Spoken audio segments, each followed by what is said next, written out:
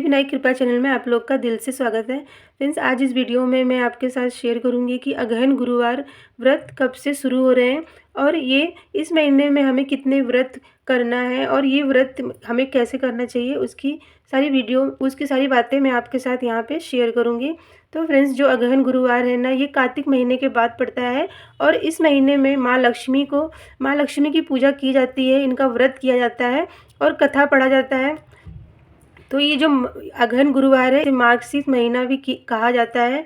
इसमें सभी जितनी महिलाएं अगर जो हैं वो सुबह सवेरे ही माँ लक्ष्मी को पूजा करती हैं और अपना व्रत करती हैं। तो फ्रेंड्स, इसमें ना हमें 4 गुरुवार मिल रहे हैं अगहन के महीने में, और ये महीने में अगहन गुरुवार का जो महीना है वो 21 नवंबर को पहला व्रत है माँ लक्ष्मी का गुरुवार का।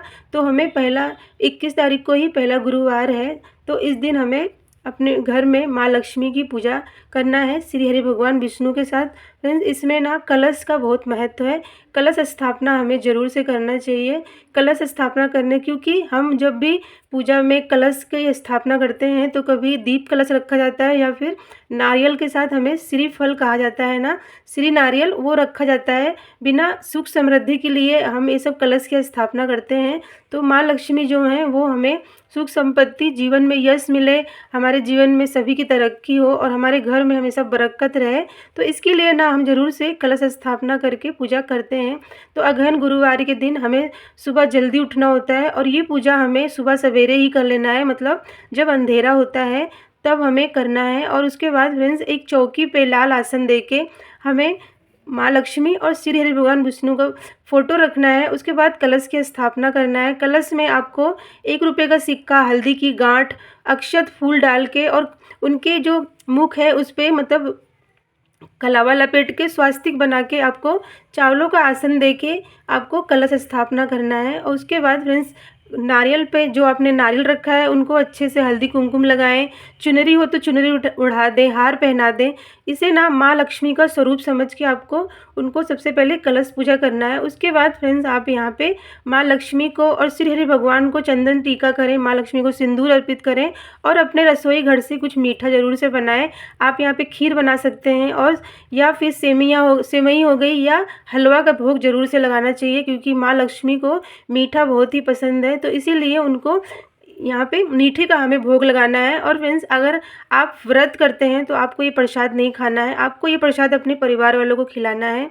और ये व्रत है, हमें 4 व्रत मिल रहे, इसमें 4 गुरुवार का व्रत रहेगा। और इसमें फ्रेंड्स, हमें 4 गुरुवार करने के बाद हमें पौष महीना जो होगा उसमें हमें उद्यापन कर देना है। उद्यापन आप किस तरह से कर सकते हैं, इसमें फ्रेंड्स, आपको जो उद्यापन रहेगा उस दिन आपको पूजा करके और अपने घर में आपने जो महिलाओं को बुला सकते हैं तो उनको बुलाएं, नहीं तो आप अपने नंद को या नंदोई को अपने घर में बुला के उनको भोजन करवा सकते हैं। उनको कुछ भेंट में हमें ज़रूर से देना चाहिए, जैसे श्रृंगार का सामान हो गया या फिर कुछ पैसों से अपने इस सेवा करना है, क्योंकि हमने माँ लक्ष्मी का स्वरूप समझ के जो हमारी नंद है या फिर उनकी, अगर आप पंडित को भी दे रहे हैं ना तो आपको जोड़े से देना है, मतलब पंडिताइन को देना है, क्योंकि ये फलदायी व्रत और ये उद्यापन अगर हम इस तरह से करते हैं तो हमारी जो व्रत है वो मतलब उसका फल हमें ज़रूर से मिलता है।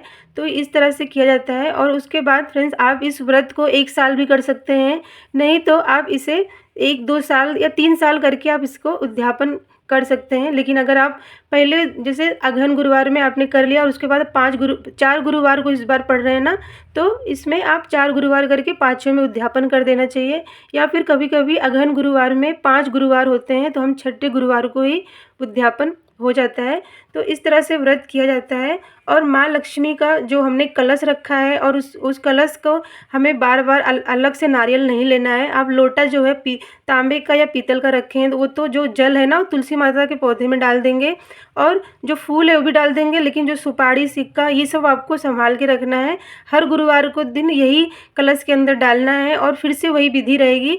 आप एक बार इस गुरुवार व्रत को करेंगे तो उसके बाद आपको इसका मतलब पता चल जाएगा। और फ्रेंड्स, अगर आप ऑफिस जाती हैं और ऑफिस में काम करते हैं, जॉब करती हैं ना, तो आप इसको मतलब पूजा कर लें। उसके बाद शाम को आपको आके अपने घर में फिर से पूजा, मतलब शाम को भी धूप बत्ती दिखाना होता है। इस तरह से करें। और व्रत में हमें कथा ज़रूर से पढ़ना है, तो कथा कथा भी हमें पढ़ना है, क्योंकि ये अगहन गुरुवार में हमें कथा भी माँ लक्ष्मी की सुनना चाहिए, तो इससे भी विशेष करके फल मिलता है। और फ्रेंड्स इसमें हमें जो है हवन भी करना है, छोटा सा हवन भी कर सकते हैं। नहीं तो अगर आप हवन नहीं करना चाहते तो आपको जो आखिरी वाला मतलब उद्यापन दिन रहेगा ना, तो आपको ये उस दिन हवन ज़रूर से करें। माँ लक्ष्मी का जो कनक धारा स्तोत्र होता है और या फिर श्री सूक्त जो होता है, उसको ना हमें ज़रूर से हर गुरुवार को कथा पढ़ने के बाद, आप अगर सुबह कथा कर लें, शाम को आपको फ्रेंड्स ये जो है ना कनक धारा स्तोत्र या फिर हमें श्री सूक्त है, माँ लक्ष्मी का कोई मंत्र है, उससे भी पढ़ना चाहिए या सुनना चाहिए। इससे भी हमारे घर में बहुत सारी अच्छी शुभ मंगलकारी और बरकत जैसा होता है, क्योंकि इसमें हमें माँ लक्ष्मी को पूजा किए तो उनके मंत्रों का भी उच्चारण करना होगा। और मंत्र आप माँ लक्ष्मी का कोई भी एक मंत्र अगर आपको आता है तो वो कर सकते हैं, नहीं तो आप फ़ोन पे कनक धारा स्तोत्र श्री सूक्त का हमें सुनने से भी वही फल मिलता है। तो जितना हो सके हमें गुरुवार के दिन माँ लक्ष्मी की पूजा करना चाहिए, उनके मंत्रों का उच्चारण करना चाहिए। और आप जैसे श्री सूक्त में 16 उसमें आहुति दे के हम माँ लक्ष्मी को हवन भी करते हैं।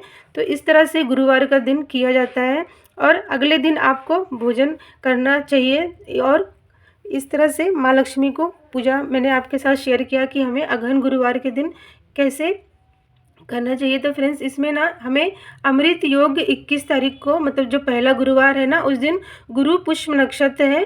तो हमें इस दिन तो अगर आप कोई भी नया व्रत उठाना चाहते हैं ना, तो इस में मतलब इस टाइम पे जो मतलब अगहन गुरुवार के दिन 21 तारीख को गुरु पुष्प नक्षत्र होने से ना, अगर हम कोई व्रत कर रहे हैं, कोई पूजा कर रहे हैं ना, तो उसका तो विशेष फल हमें ज़रूर से मिलता है।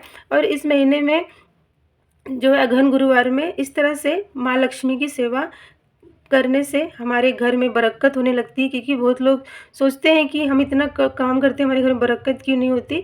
तो इस व्रत को करने से ना हमारे घर में बरकत भी होती है और सभी के अच्छे से जीवन जो भी इच्छा होती है वो पूरी होती है। तो यहाँ फ्रेंड्स मैंने आपके साथ शेयर किया कि हमें गुरुवार अगहन गुरुवार की पूजा मतलब कैसे करना है। तो मिलती हूँ मैं बहुत ही अच्छी वीडियो के साथ, तब तक के लिए जय जय श्री राधे।